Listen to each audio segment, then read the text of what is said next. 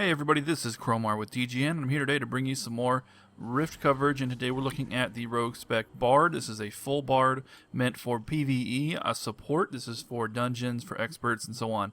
And full Bard, 51 Bard. I'll also be talking in the future about my half Bard, half Ranger spec, which I absolutely love and use for other purposes, but I'll be showing you that later. But anyway, so why full Bard? Why would you ever want to go full Bard? Well, obviously, Bard is a great support spec, but the reason you go all 51 really comes down to this one ability, Virtuoso, which is absolutely amazing. And, I mean, nothing else I can say about this spec can really say more than this Virtuoso right here. I mean, this is amazing, amazing ability. It's just the absolute clutch. It grants a huge DPS boost to your group while simultaneously helping refill your healer's mana. And I can tell you I've had some encounters for long fights like the Warden, what's his name, in the third boss of Runic Descent, Expert Tier 2. I can tell you for sure that a timely Verse of Joy prevented wipes. It just prevents wipes is what it does. It enables you to turn defeats into victories. So Verse of Joy is absolutely killer. So any compromise spec, non-full Bard, is going to have to give up Verse of Joy, and that's very painful. There's some other good upper Bard abilities, but there's nothing that quite that good. The last great one is Anthem of Fervor. The 10% reduces the cost of all abilities by 10%, but it's not really 10%. It's actually, where is it here? 13% because of Street Performer. It doesn't show up in the tooltip, but you can see it. Like, where's my cadence here? This is normally 50 energy. If it was 10%, it would have been 45 energy, but here it's 43.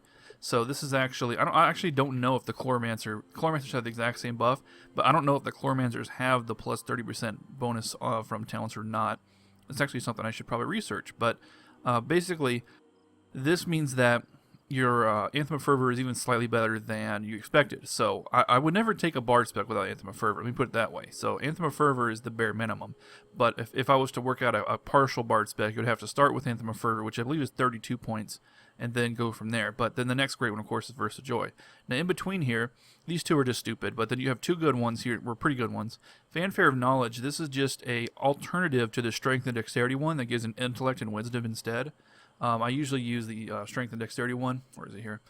Strength and Dexterity, because it buffs everyone. It buffs the tanks, even if it's a cleric tank.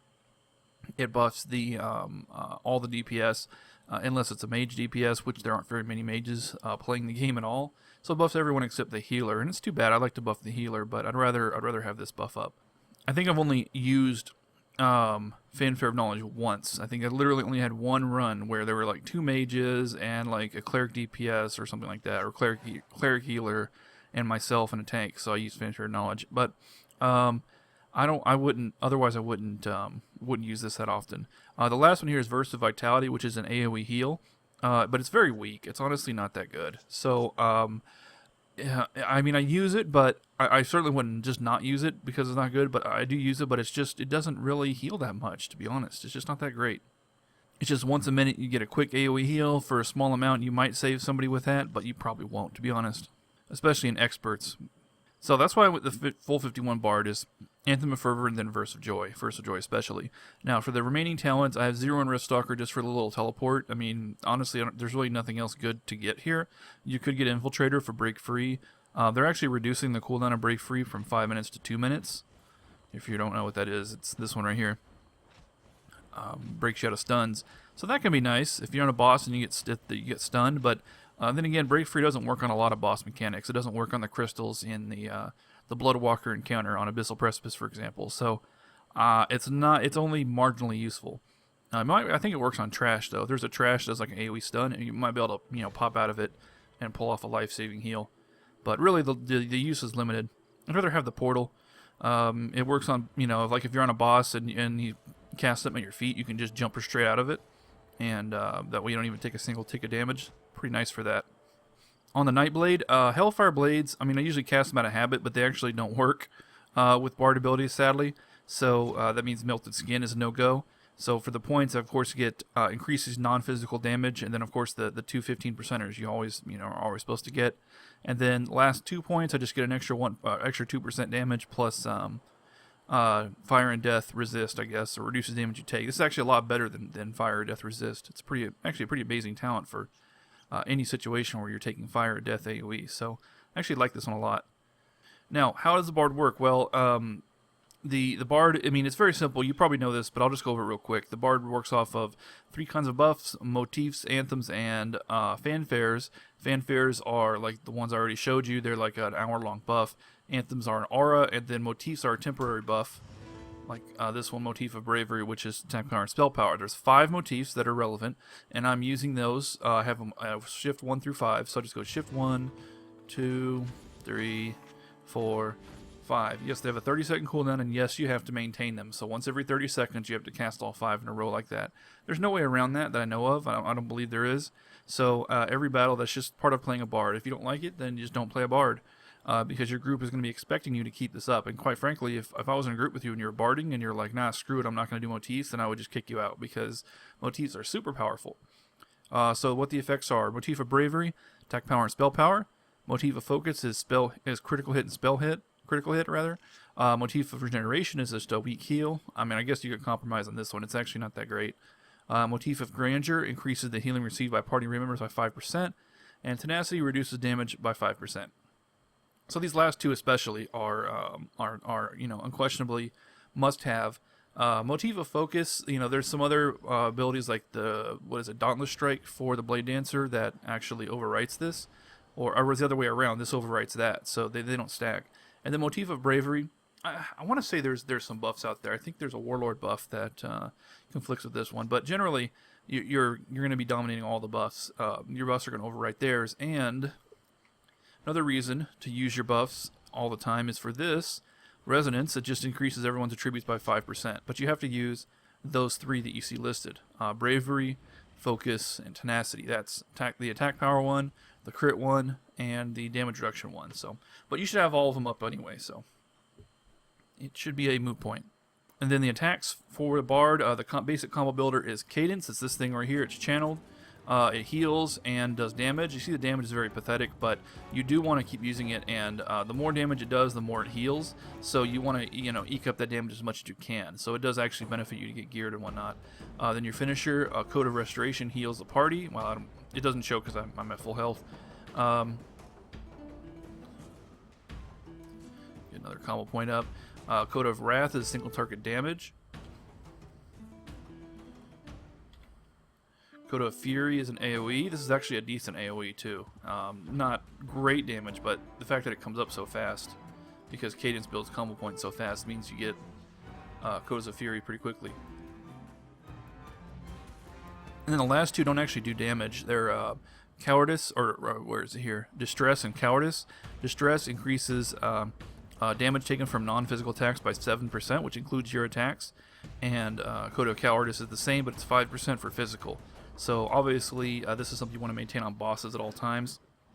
I use this on any large mob, including large trash mobs, like single pulls. The easiest way to do it is to hit one, and then hit Riff, and then hit the other. Riff, by the way, I forgot to show you, is a 1-minute cooldown that does really pathetic damage, but it gives you 5 instant combo points, so that's the only reason you use it. Yeah, there's also one other ability here, Power Chord. It has a 3-second cooldown, it does very weak damage, and awards 2 combo points. It's pretty nice, if you want to do that combo, but it doesn't heal, so I prefer to just use Cadence anyway, because it's debatable which is faster. Cadence, Power Chord, Coda. Cadence, Power Chord, Coda. It's pretty fast, but so is Cadence, and then interrupting the cadence the second cadence 2/3 of the way through to do a coda. That's how I prefer to do it, because when you do it that way, you get extra ticks of cadence that heal for more. So, yeah, I mean, that's the whole rotation, really, the general rotation. You just buff up, cadence,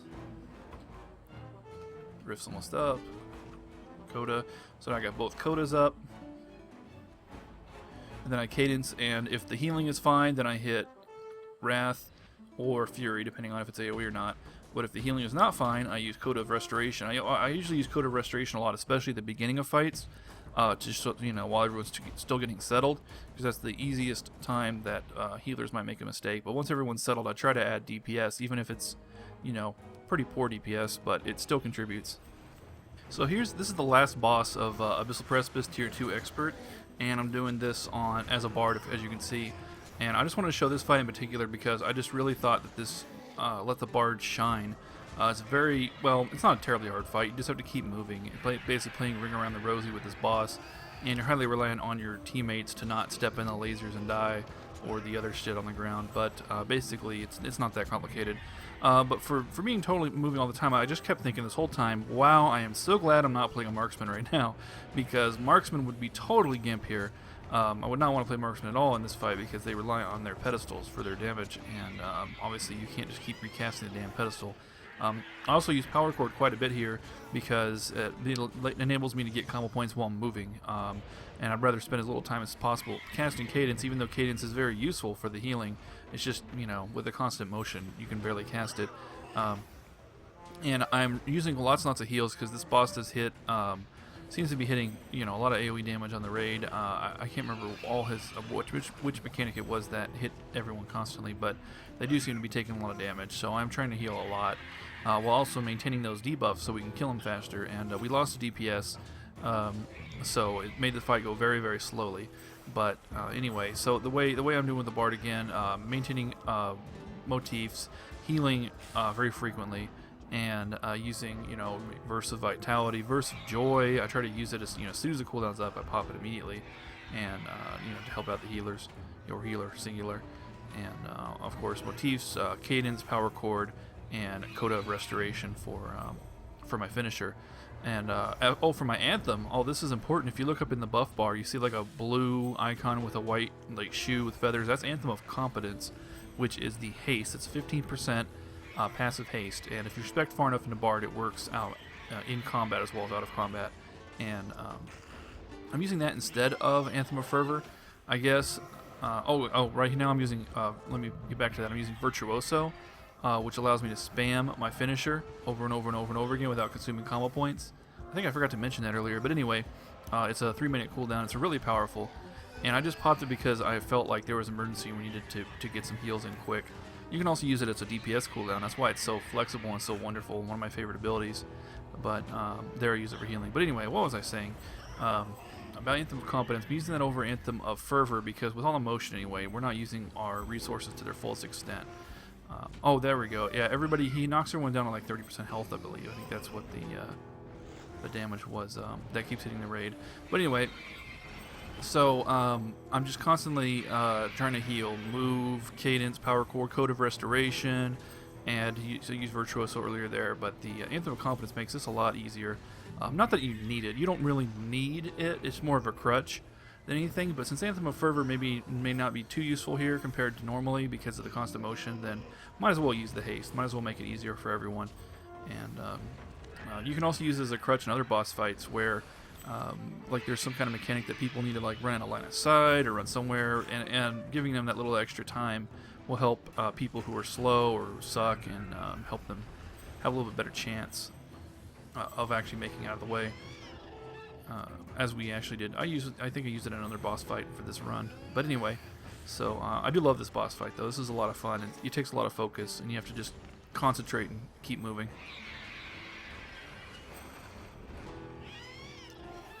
Yep, almost there. Yeah, it's an endurance fight. It would have gone a lot faster if that rogue hadn't died, but, you know, accidents happen. At least it wasn't the tank. Yeah, the tank's got a real hard job here. Playing melee is really brutal. But anyway, God, that was close. I actually remember I panicked right there. I thought for sure that the tank was going to die because the heal didn't get on him fast enough after it got knocked down low, and I was like, oh crap, low my heals. I don't know if I saved him or not, or if the other healer saved him, but it was damn close. But this is not very melee friendly. I wouldn't want to play a melee DPS here. This is all ranged. Almost there. God, my DPS is so bad. Bard's damage is purely for cosmetic purposes.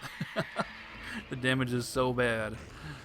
It's like 100 per tick for Cadence or something like that. It's kind of funny, but of course that's not why you bring them. You bring it for the buffs and the healing. Although their AoE DPS isn't bad, honestly. The AoE DPS is acceptable, especially with Virtuoso. Actually, when you pop Virtuoso and do Code of Fury spam, that actually does a whole ass load of DPS. You can actually pull aggro off the tank with that. That's pretty crazy. But yeah, we finally got him down. That's pretty brutal. Okay, well that's it today for the Bard. This is a PvE expert dungeon oriented full Bard spec. I'll probably be looking at PvP Bard in the future, or also a half Bard, half Ranger spec, and other stuff, fun stuff like that with the Bard. But for now, that's all. Thanks for watching. This is Cromar with TGN.